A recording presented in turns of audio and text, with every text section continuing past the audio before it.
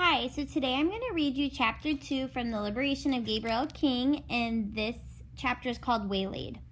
Sometimes life has a way of waylaying things. I was sitting there under the picnic table waiting for my name to be called, about to eat the last, best sprinkly cookie, when suddenly 2 sets of feet were scratching at the dust, and the life went from perfect to perfectly rotten in 30 seconds flat. If it ain't Gabriel King, it was Duke Evans, the biggest, meanest, most rotten 5th grader ever.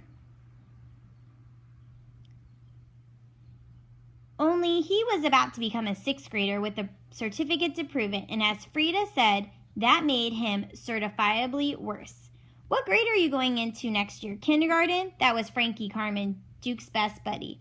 Nah, Duke said, he's going to be with us next year. Ain't that right, Gabe? I started to sweat, and it wasn't because of the heat. I looked for the perfect hole to slip through so that I could run and get Frida or my pop. But Duke stuck his head under the table and smiled at me upside down. He had hair like yellow straw, beady brown eyes, and 2 missing front teeth from fighting. So if you notice that power of 3, talking about the hair, the eyes, and the teeth. When he smiled, it was like being smiled at by a crazy scarecrow on Halloween. Lisa Lawrence, Anne-Marie Kudrow, Gabriel King. In the distance, I heard Miss Murray calling my name. So I tried to crawl out, but I didn't get very far.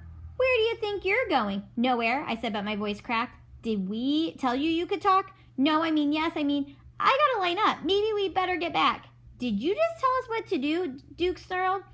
I answered so quick, I choked on my spit. Nope. Seems to me, Duke said, you used to carry our lunch trays and clean up our stuff after gym class. And don't forget how much you love giving us those snacks your mama packed for you. In fact, I think you want to give me that snack right there. Duke grabbed the sprinkly cookie from my hand. I had forgotten I was holding it, and it was all smushed up from me clutching it so tight. But Duke chomped it down quicker than a hungry mutt with a steak. So doing a metaphor, comparing it to the hungry mutt. Duke was always hungry. You can have all my snacks, I said real quick. I'll get you more after the ceremony, too, promise. Only I better go because they're playing the starting music and my mama and pop will be waiting. I've got to clap for Frida, and as soon as those words were out of my mouth, I wish I could have stuffed him right back in.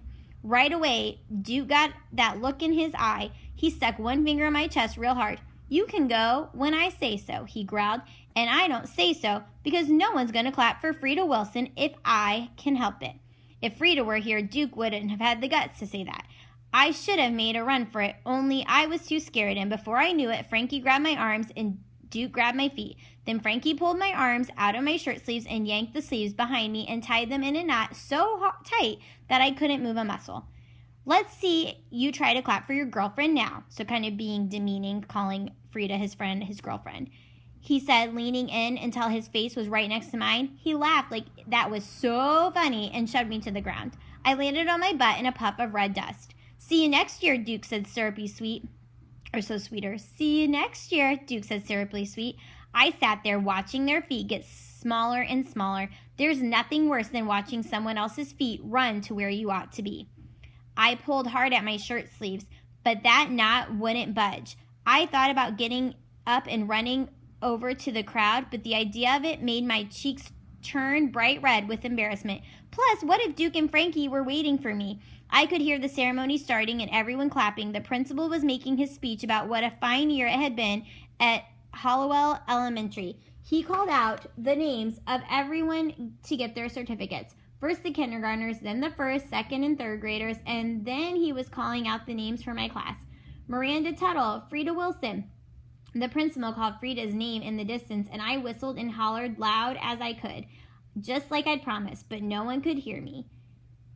But I knew no one could hear me. That's when I gave up and shuffled under the picnic table in shame. I thought of the imaginary list me and Frida had made, and in my mind I crossed out everything. This wasn't a great day or a monumentous occasion.